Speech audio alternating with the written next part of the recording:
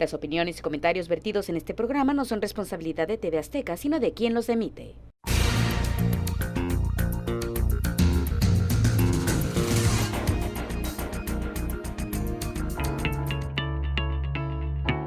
Literatura orientadora, más allá de las elecciones. Un libro siempre ilustra.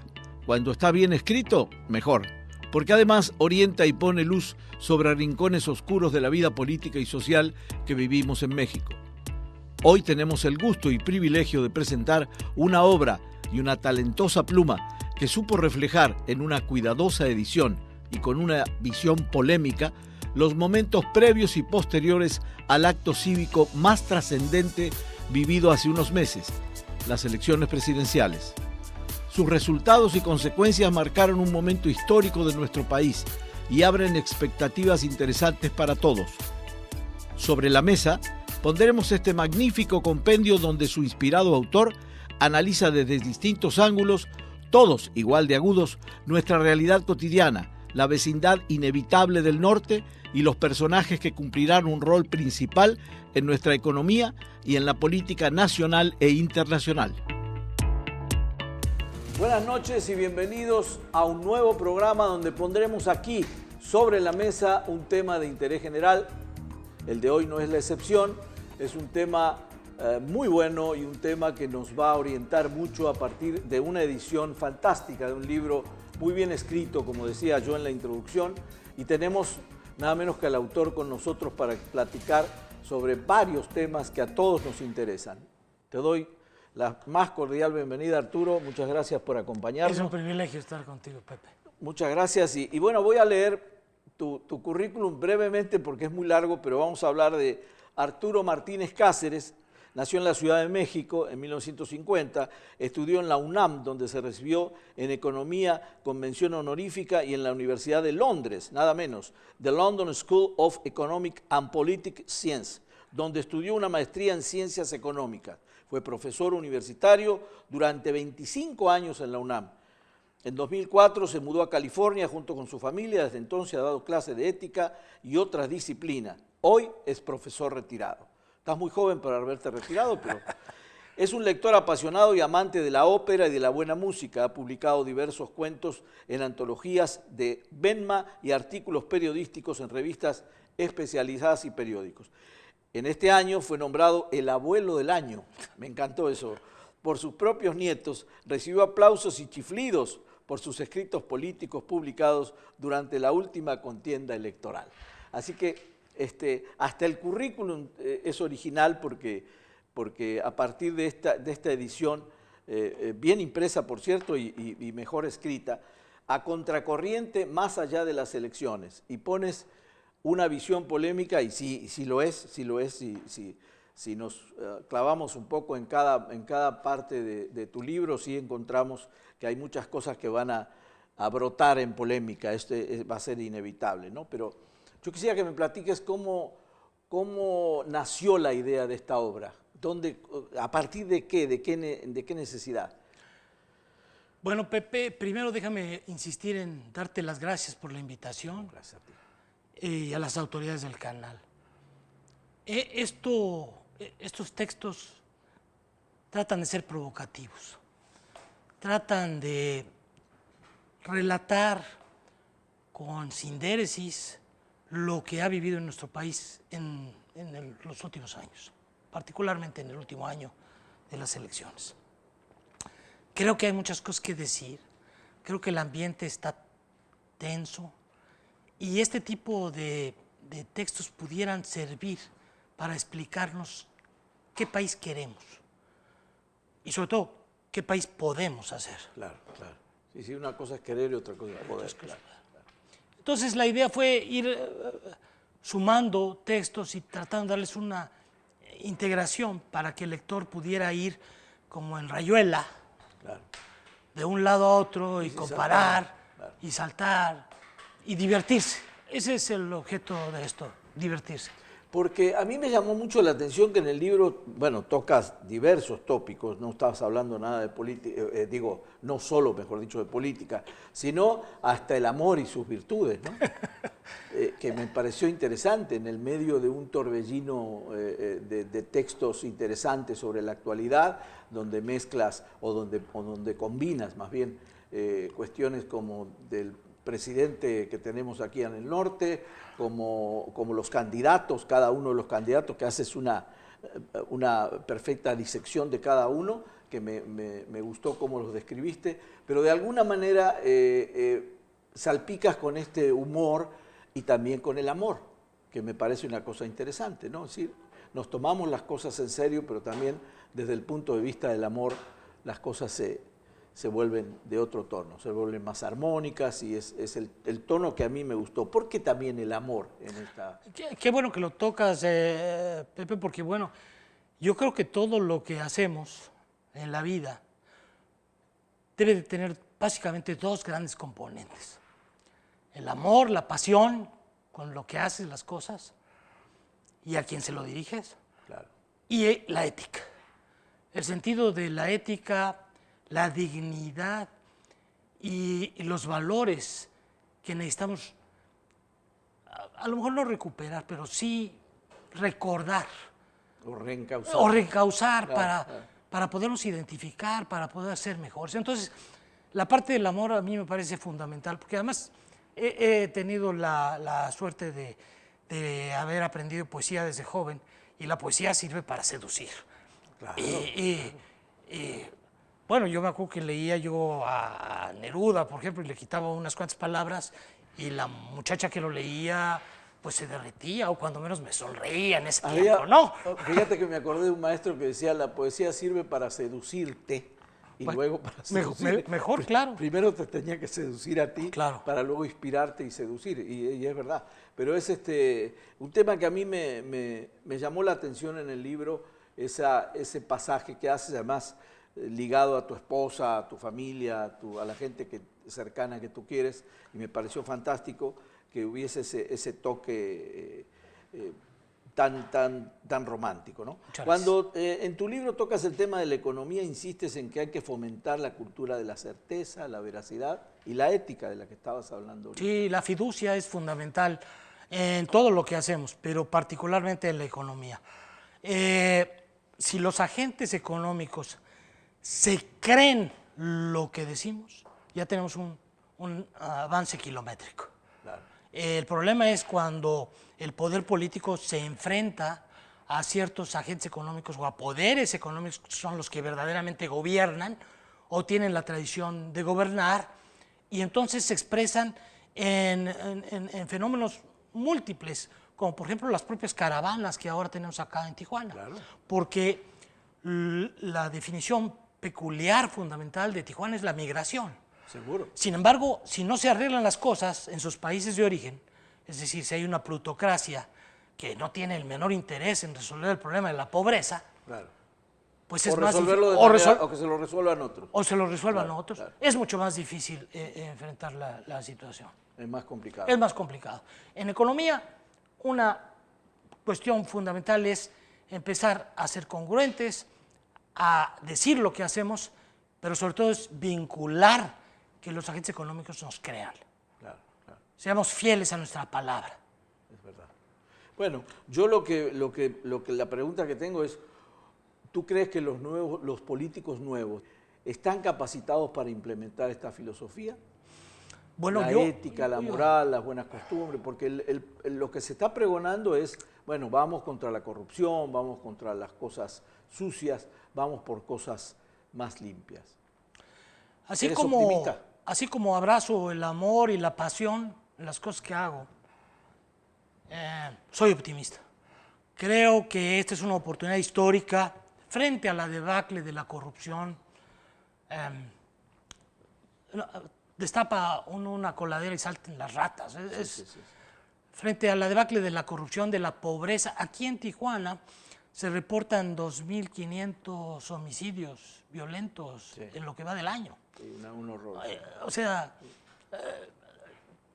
de las estrategias fallidas de combate a la violencia, el problema de las drogadicciones, el problema de las insatisfacciones sociales.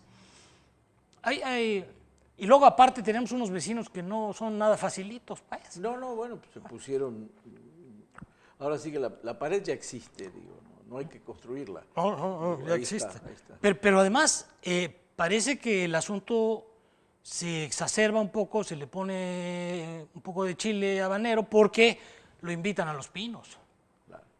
O sea, de primaria, errores de primaria, Sí, sí, sí, con todo claro. respeto. Sí, sí, en el proceso que tú describes aquí, en todo el proceso de las previo a las elecciones, pues sí se cometieron esos Ahora, errores. Que algunos te diré, que algunos lo tomaron como acierto, porque dijeron, ¿vieron que acerté? Trayendo al que no había que es traer. cinismo. Claro, claro. Claro, porque tienes que juzgar a la gente por los resultados, Claro, no por, claro. por lo que sus intenciones. Sí, sí, sí, sí. Ahora, debo de subrayar también, no soy un optimista total. Creo que va a haber muchos problemas. Creo que hay desaciertos también Claro. que se deben de corregir. Pero creo que históricamente es un momento de cambio. Un momento que va... todos debemos apoyar. Que todos debemos apoyar.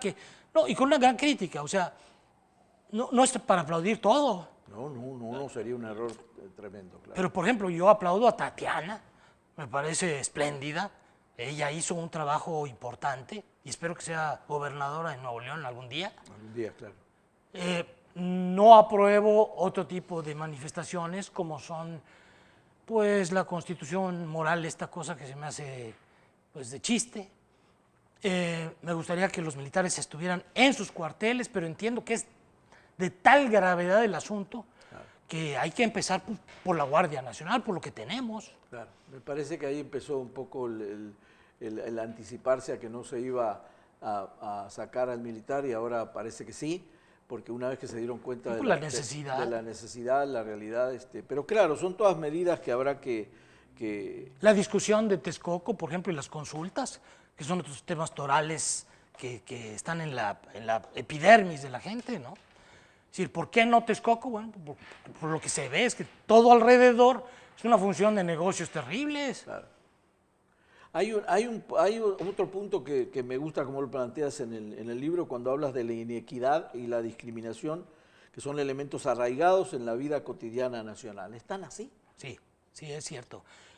México es un país que ha tenido un pobre crecimiento hace muchos años y tenemos una distribución del ingreso y de la riqueza tan concentrada comparativamente como Haití, para decirte algo. Tan grave como es eso.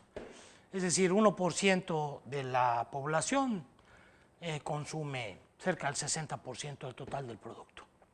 Esto es gravísimo, porque eso significa educación,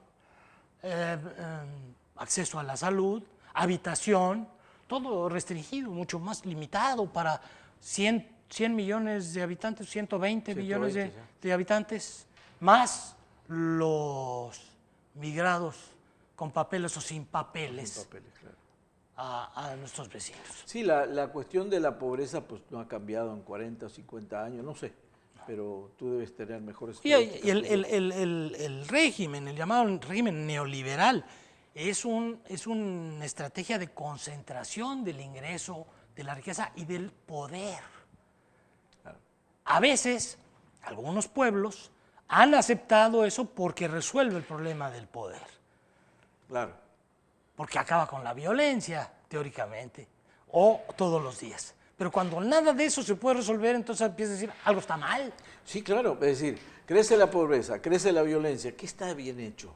No hay crecimiento económico suficiente, hay algo que está fallando, ¿no? Sí, claro. Bueno, también el caso de la corrupción que es tan fuerte. En el libro, otra de las cosas que me llamó mucho la atención fue que cómo analizas con certeza todos los candidatos a partir de los debates. De cada uno haces una historia y una figura aceptable desde mi punto de vista, que me pareció muy buena. ¿Crees que al final de todo esto se eligió al mejor? Bueno, mira, yo creo que en el debate o en los debates, porque fueron varios, se mostraron las mejores caras de los tres, o de los cinco, en dado caso, y aprendimos que todos y cada uno de ellos tenían algo valioso que decir, o que contarnos, o que sumar. pero la victoria corresponde a quien en un momento dado es capaz de presentar la mejor opción.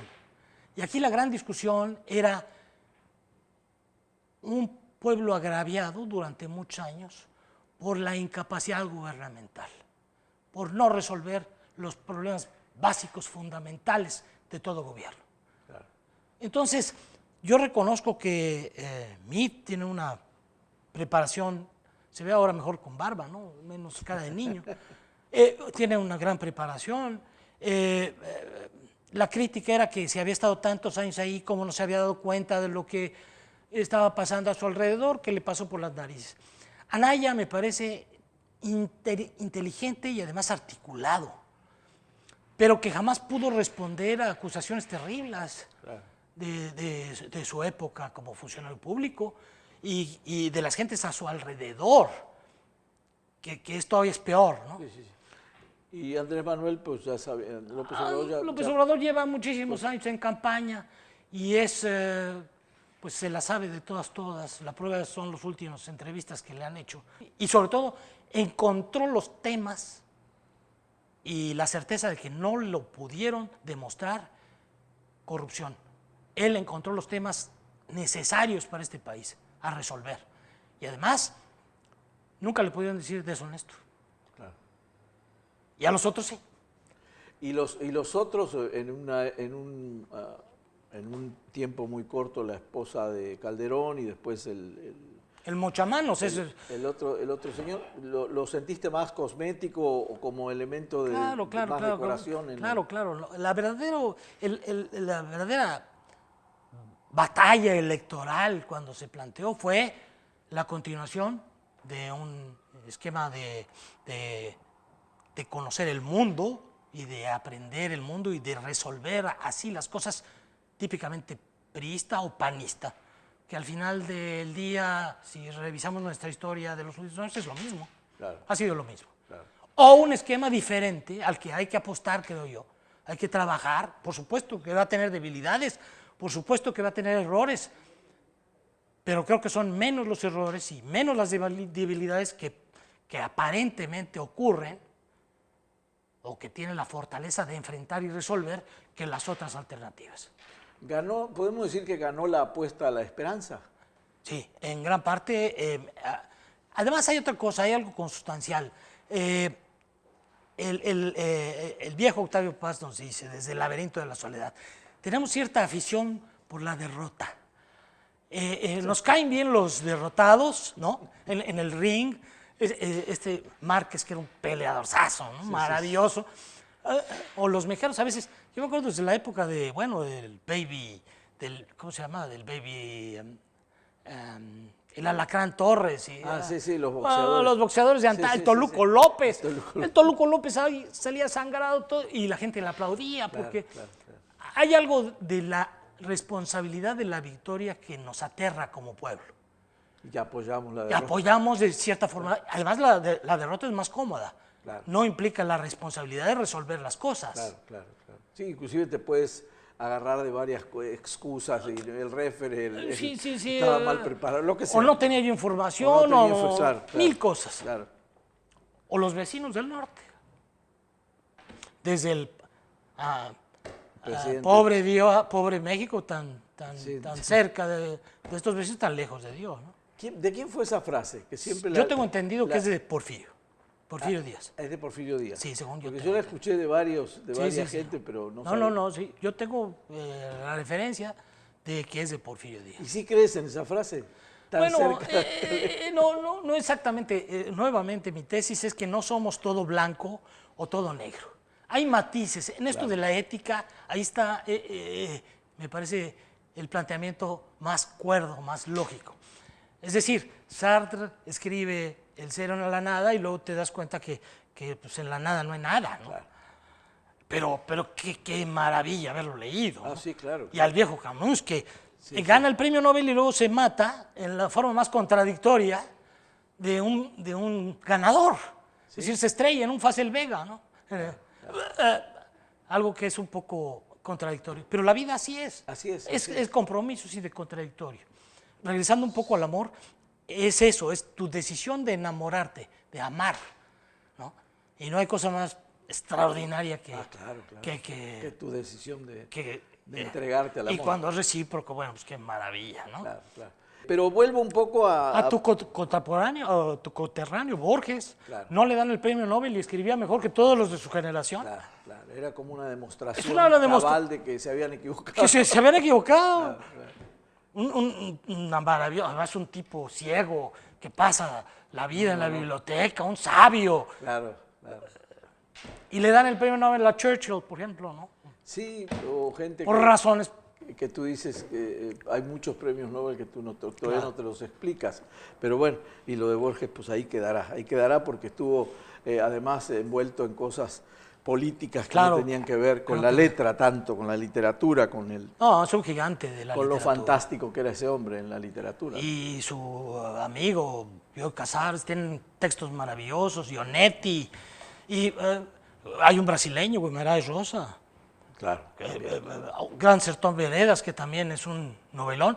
Hay un italiano, Italo Calvino. Sí, y nosotros, aparte, bueno, el Italo Calvino que ya trae una trayectoria, pero nosotros en Latinoamérica tenemos desde Monterroso hasta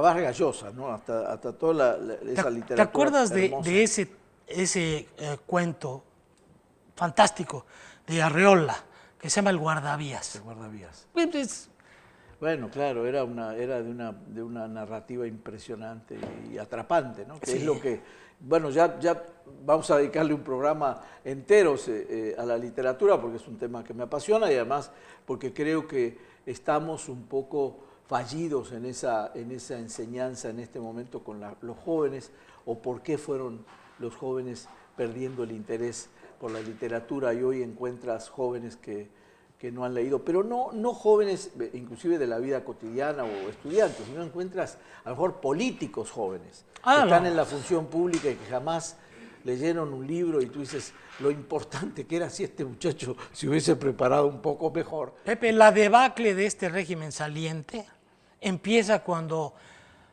le preguntan en Guadalajara cuáles son los libros que ha leído. Claro. Es decir, todo es oropel, es mentira. No hay consistencia. Claro. Ahí rascabas un poquito y te entonces dabas cuenta. esa es la tragedia. Y es bien empleada la palabra, pues una debacle, uno se lo tomó como hasta risa, como, ¿no? Hasta jugar con los memes, pero sí es una cosa seria, sobre todo cuando es el primer mandatario que uno espera un poquito y bueno, pero eso es lo que López Obrador no tiene. ¿Verdad?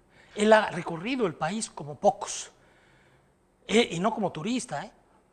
Sí, él ha oído a la gente y ha escuchado qué necesita la gente, cómo resolver los problemas. Hay un poco la justificación eso de la terquedad en el Tren Maya, bueno, que es una de las regiones más terriblemente pobres, paupérrimas en este país. Y va a ser ese tren si es que la consulta... Claro, sí. Pero es una fijación, ¿no? Que puede ser... Bueno, ya veremos, porque también una cosa es la parte teórica, otra cosa es, como tú dijiste hace un rato bien, sí habrá problemas. Claro, no por creo supuesto. que esto sea miel sobre hojuelas, va a haber que resolver muchas cosas sobre la marcha, vamos a ver qué tanto colabora el mundo empresarial, qué tanto colaboramos todos para que esto salga adelante. Está interesantísima la plática, pero vamos a hacer un corte breve y regresamos con el hombre de las letras. No se me vaya, por favor.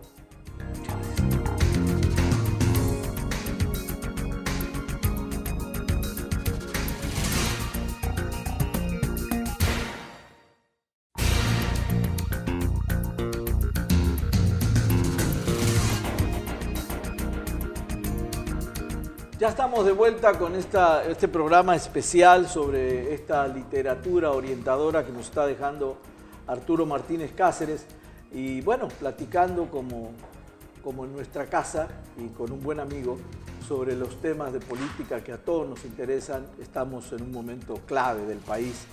Hay un cambio de gobierno, hay un cambio distinto a todos los demás. En la mañana me tocaba hablar con un funcionario público que dice: todo va a cambiar, desde los presupuestos hasta la manera de manejarlo, entonces ya no es nada más un paso o un cambio de estafeta. Ya esto parece ser, por lo visto, ya veremos si es bueno o es malo, pero por lo menos esperamos nosotros que sea bueno, pero hay una transformación que ya se está oyendo, por lo menos en las cuestiones públicas, cómo se están encarando las cosas, creo que vamos a estar pendientes todos.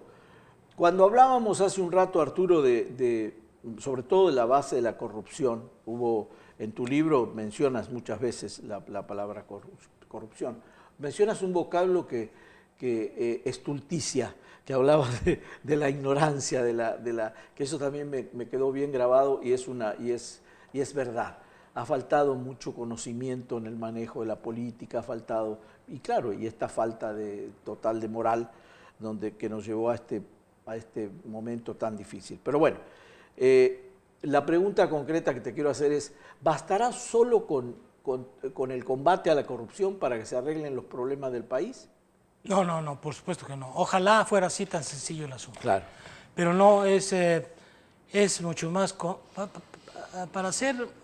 Tú eres un buen comedor, te gusta la buena cocina y sabes que cuando hay que hacer un buen bacalao o un pavo, pues no solamente necesitas el pescado o el ave, claro. Necesitas todos los condimentos, necesitas tiempo de cocción y saber cómo combinarlos, ¿no? Claro. Que eso es una maravilla.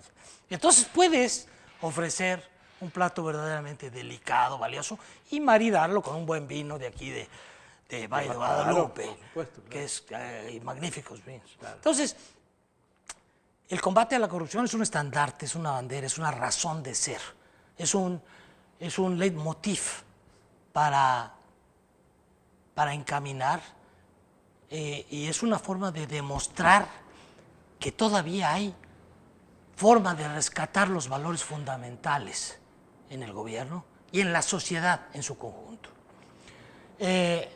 No me gusta eso de que borrón y cuenta nueva, porque durante el transcurso de las campañas se oyó, no podemos cerrar los ojos a casos tan graves como la estafa maestra, Odebrecht, el desmantelamiento de Pemex,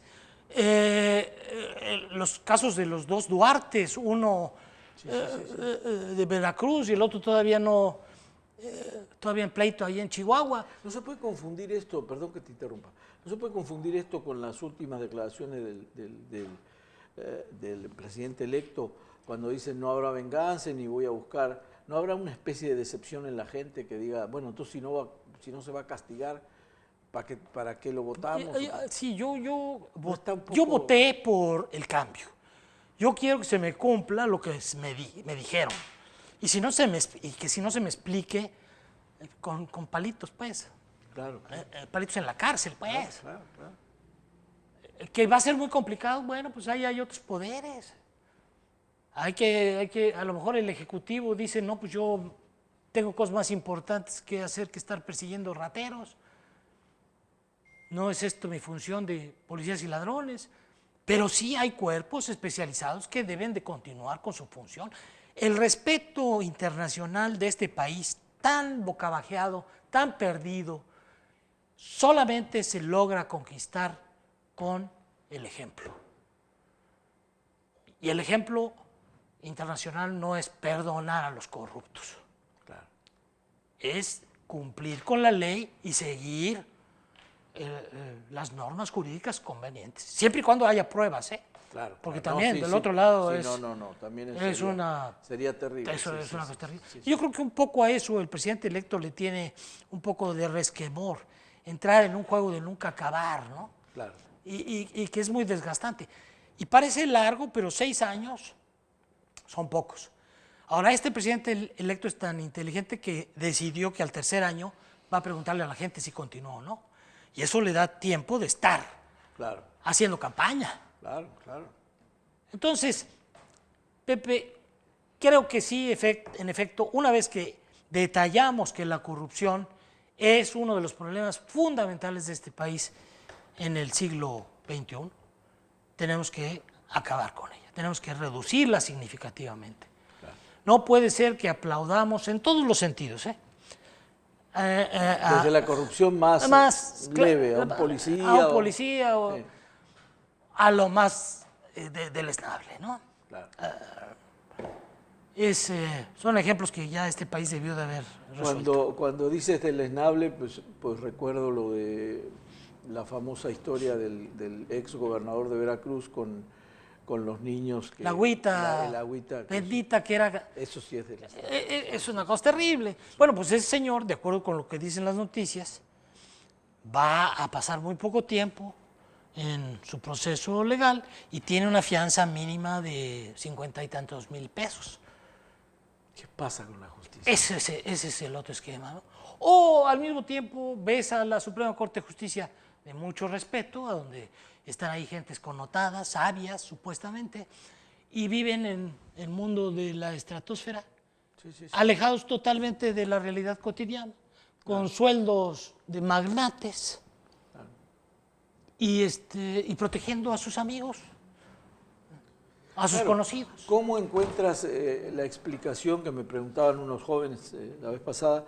¿Qué explicación tiene que la ex esposa de un gobernador corrupto viva en Londres, en la mejor de las comodidades, sin poder tocarla con un pétalo, una rosa? ¿Dónde queda todo eso? Hay algunos lectores de este texto, de este libro A Contracorriente, que me han criticado y me dicen que soy muy naif. Ajá. O que puedo ser muy naif porque creo, porque tengo todavía la posibilidad de creer.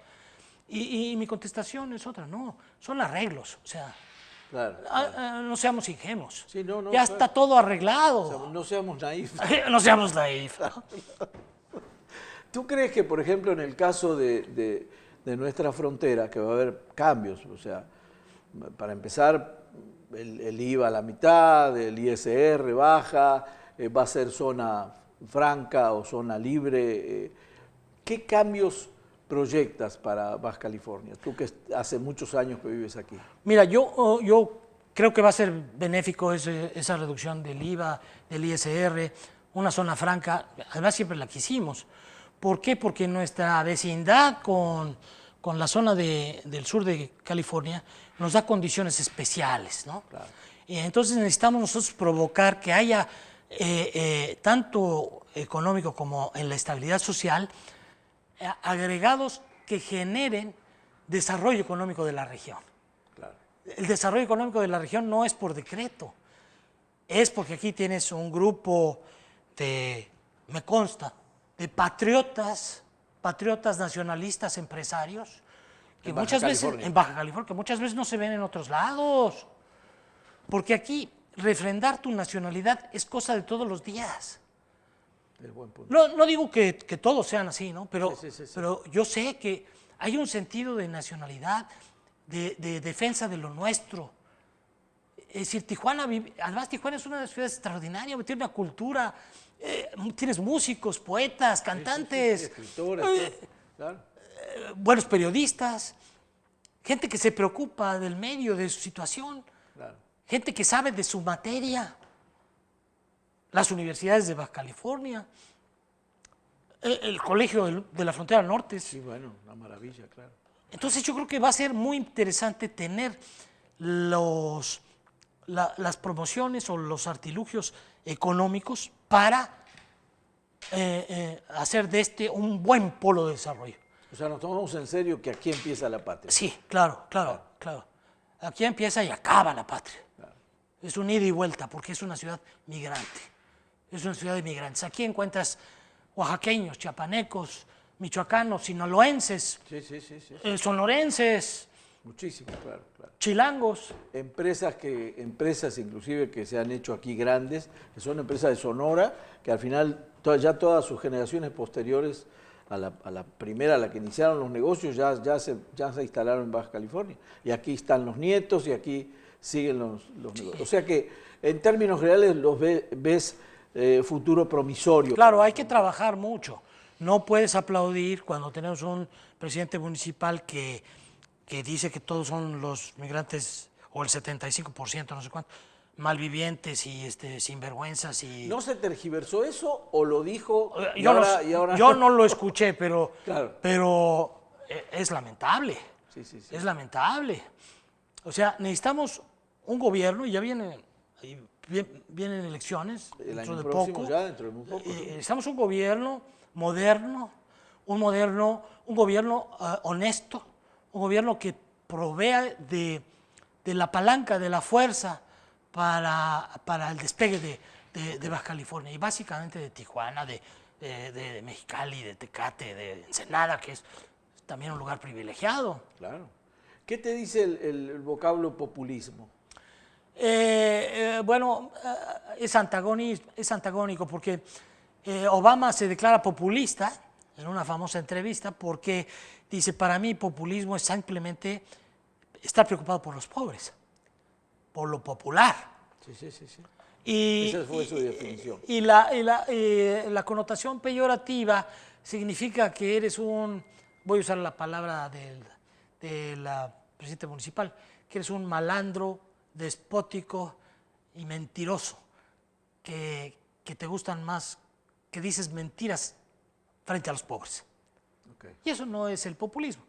Hemos tenido, bueno, en el Brasil, Lula fue tachado de populista y redujo la pobreza enormemente, sobre todo en los niveles más bajos, en los deciles más bajos. ¿Qué es lo incomprensible, Arturo, de la política? Porque ahora votaron por la vereda de enfrente, por la banqueta de enfrente. Sí, es muy grave la situación. Es una cosa inexplicable, pero Es bueno, un tendrá su explicación. ultraderechista, exfascista, policía, no sé qué cosa. Y ahora está, bueno, y Lula sigue en la cárcel, nunca le han podido probar las acusaciones fehacientemente, tengo entendido, claro. Pero ahí sigue. Claro. La Dilma pierde como candidata a senadora y ahora el país está, ese gigante maravilloso que es Brasil, Sí, claro. está en unas manos que tú dices, no puede ser. Bueno, pero ahí está. Ahí está.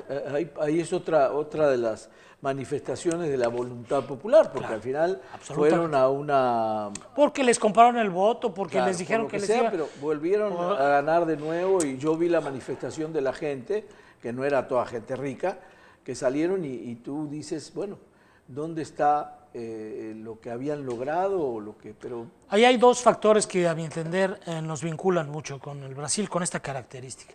La violencia en el Brasil, sobre todo en ciertas zonas, es de tal grado enorme que la gente ya está harta. claro, Lo que quieren es, vengan los militares, el hartazgo, sí. vengan los militares, ya. Y no solamente la pobreza. Es decir, la pobreza, tú no puedes salir a alguna ciudad más o menos de media en Río de Janeiro con tu reloj porque Sí, sí. La te asalta, bueno, ¿no? La pobreza corroe y corrompe. Corrompe enormemente. Claro, horrible. Entonces, esas dos cosas, y aquí en nuestro país tenemos que estar muy atentos para hacer el asado completo al que me referí. Ya viene Navidad, hay que comer bacalao si se puede, o el Thanksgiving famoso del pavo, pero hacerlo bien, combinarlo, poner lo mejor de nuestras especies, Claro. Olerlo, tocarlo. El mejor de los maridajes. El ¿no? mejor de los maridajes. Muchas gracias. Tu libro, hay una parte donde hablas con mucho énfasis sobre aprender. La palabra aprender sin H intermedia, aprender de aprendizaje. ¿Crees que los nuevos gobernantes tienen mucho que aprender y estarán dispuestos a hacerlo? Sí, Pepe, yo oíste de los... Yo creo que sí.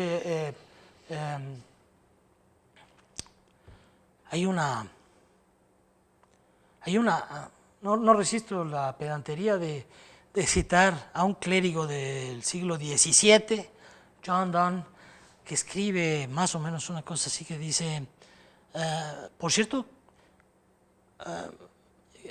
what's life? An idiot's tale told by an idiot full of sound and fury. Okay. O sea, ¿qué es la vida? Bueno, pues un cuento de idiotas contado por idiotas. Está bien. Del sonido y la furia. De ahí sacó, y del texto de Shakespeare, sacó William Faulkner su libro monumental, Sí. The Sound and the Fury, por ejemplo, ¿no? Claro. Que es un referente a toda la literatura latinoamericana desde mi punto de vista. Ahí tenemos grandes aprendizajes Pero ¿crees que los nuevos gobernantes no están cerrados al aprendizaje, por lo que hemos visto hasta ahorita, con un nuevo Congreso que ya actúa en el Distrito Federal, bueno, en la Ciudad de México, perdón, no me acostumbro a decir Ciudad de México. Las primeras pulsaciones que has visto, ¿crees que están decididos a aprender sobre la praxis o los notas cerrados? Bueno, mira, si yo tuviera esa facultad como una varita mágica, yo los trajera a un curso intensivo aquí a Tijuana, a que vieran cómo se resuelven las contradicciones fundamentales aquí. Como eso es imposible, es interesante. Yo sugiero que todo el que se mete a política, que política no es más que el arte de lo posible, claro, y el que dice que es apolítico está teniendo una posición equivocada, porque es además una posición política. Todo es política. Entonces, el que se mete a político tiene la obligación de aprender, de saber, de tocar bien las castañuelas, como se dice tañer, ¿no? Sí. Las castañuelas. Claro. Si te metes al ruedo, bueno, pues agarrar bien el capote. Claro. No se valen ya políticos improvisados. Ese es el punto. Que no sean lectores, que no sepan quién es su clientela. Ahora tan de moda que les gusta hablar de clientela para todo. ¿Quién es su clientela? Pues son los ciudadanos. Claro. Resuélvanle sus problemas. ¿Qué quiere el señor que vive allá arriba de Otay? Hombre, que le ponga pavimento, que le ponga luz. Cosas concretas, claro. Y luego ya hablamos de la filosofía. Claro.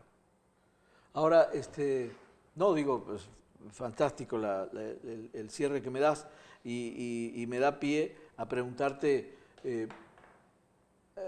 en forma general me hablaste de un optimismo, ¿crees que está estructurado todo para que las cosas, la famosa cuarta transformación se haga realmente? Sí, tenemos todos los condimentos como para el hacerlo. título de tu programa, que mucho me honra estar contigo. No, muchas gracias. Sobre la mesa está. Como el título de tu muy afortunado, por cierto. Están las condiciones dadas. Por primera vez en mucho tiempo, el Congreso es de un solo lado. Claro.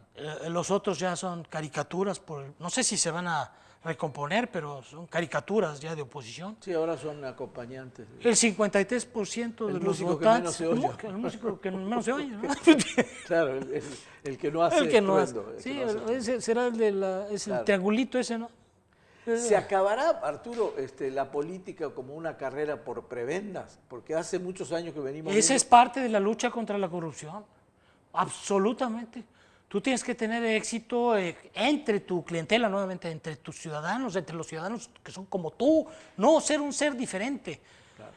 No vas a ser un marciano. Mira, hay un muchacho que no voy a decir su nombre, pero trabajó en Querétaro con gobiernos queretanos y de premio le dan 5 años en Madrid como agregado político. Nunca hace nada y lo regresan. Y aplaude su experiencia como agregado político. Claro. Es decir, no se vale. No. Y eso es lo que la cuarta transformación, me parece, puede hacer. A lo mejor es medio vanidoso equipararse con el gigante que desde mi punto de vista fue Juárez, con todos sus errores. Sí. Bueno, con todos sus errores, pero salvó a la República, salvó claro. Con Madero. Yo tenía un maestro de historia en la preparatoria que le decía Maderito, porque lo criticaba terriblemente. Le dijo, no, usted se rodeó de los mismos. Cuando usted llega a la presidencia se rodea de los mismos porfiristas. Claro.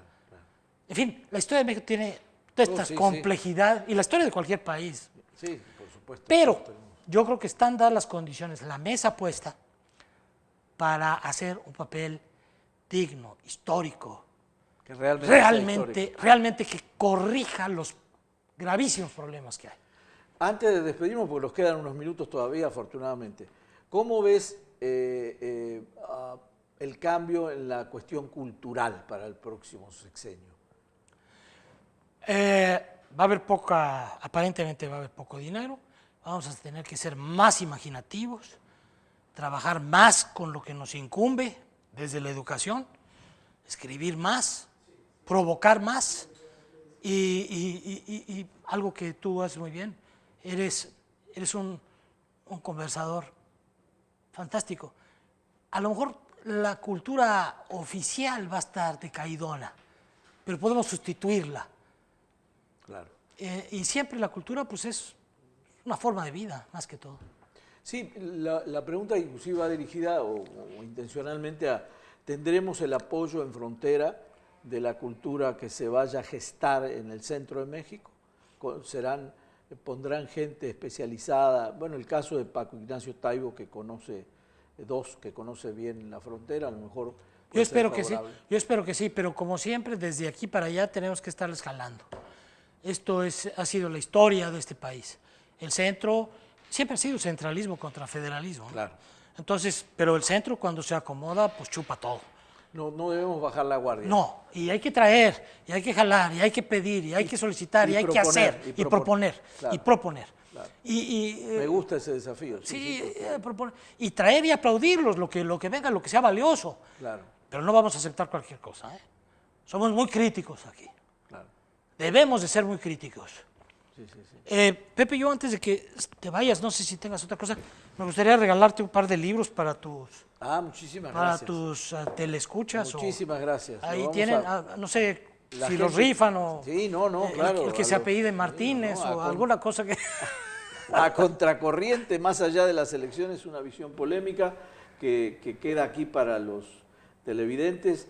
Y bueno, y dejaste a partir de esta charla que pareció muy larga, pero fue breve al final, muchos ejemplos de cosas que viste con mucha claridad y que la verdad nos inyecta de optimismo de alguna manera porque ves las cosas desde otro ángulo.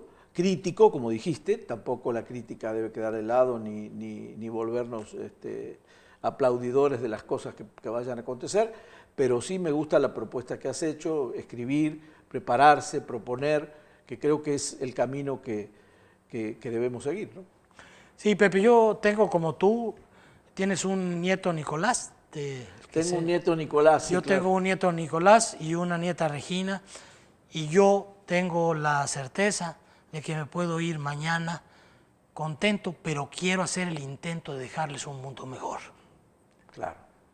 Bueno, creo que estamos en la misma sintonía, Arturo, y te agradezco infinitamente tu presencia y bueno, que no sea la primera ni la última. Estoy Bueno, siempre a que tus sea la órdenes. primera, pero no la última. Estoy siempre a tus órdenes. Vamos a Ha sido un proponer- placer platicar contigo. Gracias de nuevo. Eres muy amable. Hemos tenido una charla enriquecedora a partir de A Contracorriente, más allá de las elecciones, que lo encontramos, por cierto, en Amazon Amazon. USA. Perfecto. En Amazon USA y dentro de unos días en Gandhi. Lo que pasa es que es una transición dificilísima. Muy bien. Ahí lo van a encontrar y van a comprobar que lo que platicamos esta noche es absolutamente cierto. Buenas noches, gracias y nos vemos la semana próxima.